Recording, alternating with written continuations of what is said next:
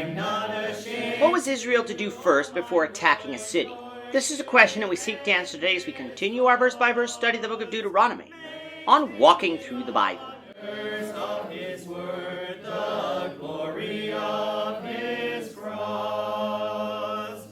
If you have a Bible with you, turn to Deuteronomy chapter 20. We're going to be reading from verses 10 to 20.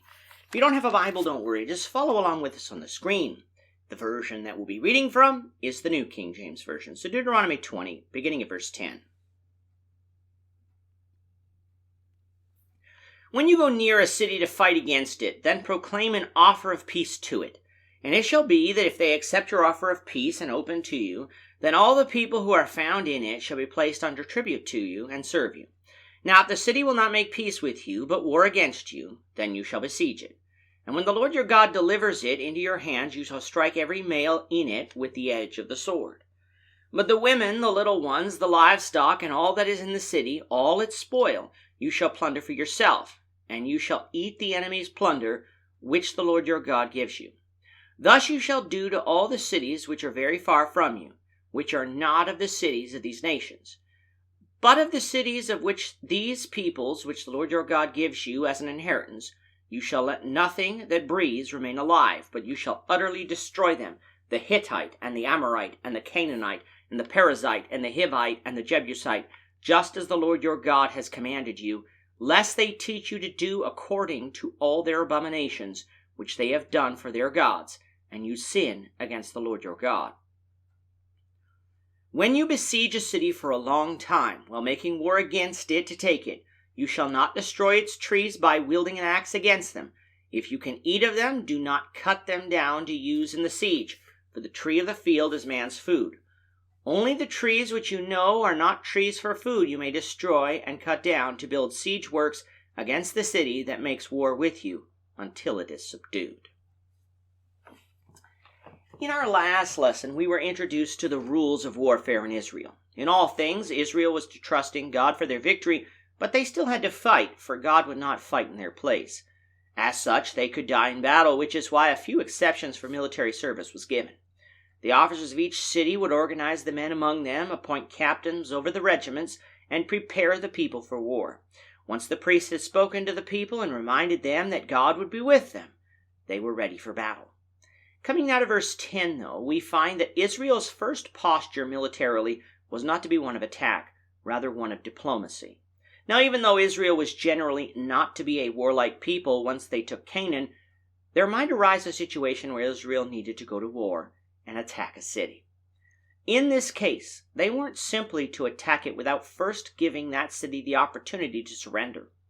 If the city surrendered, they would place that city under tribute, and the people of that city would serve them.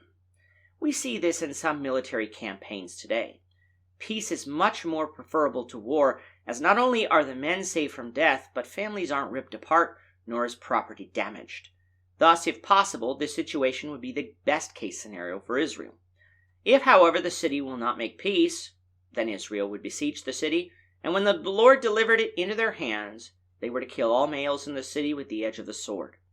Make note here, however, just because Israel decided to attack a city didn't automatically mean that the Lord had given it to them. There was such a thing as an unjust war. If Israel didn't have God's approval, they wouldn't take the city, but would be defeated. Assuming the Lord gave Israel the city, though, all males were to be killed, while all women and children, along with the livestock and plunder from the city, would be spared and taken for the people.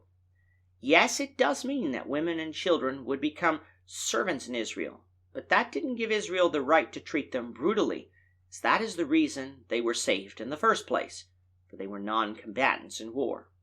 With all this being said, the rules set out here in Deuteronomy 20 had one major exception, the impending war with Canaan that was waged in the book of Joshua. In that war, nothing was to be kept alive, not man, woman, children, or animal. It was all to be destroyed as punishment for all the abominations that those peoples did in serving idols. The women and children weren't even to be spared, so that Israel wouldn't be tempted to look at these people and turn to idolatry themselves.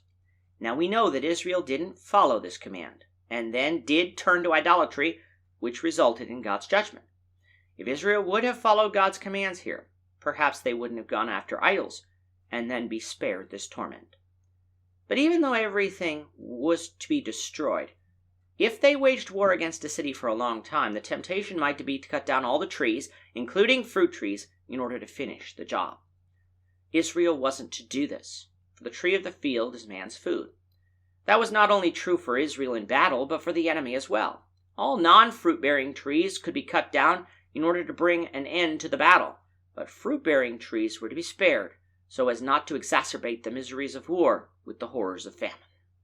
With that, our time is up for today. The Lord willing, we hope you'll join us for tomorrow's discussion of Deuteronomy chapter 21, verses 1 to 9, as we continue our walk through the Bible, one verse at a time.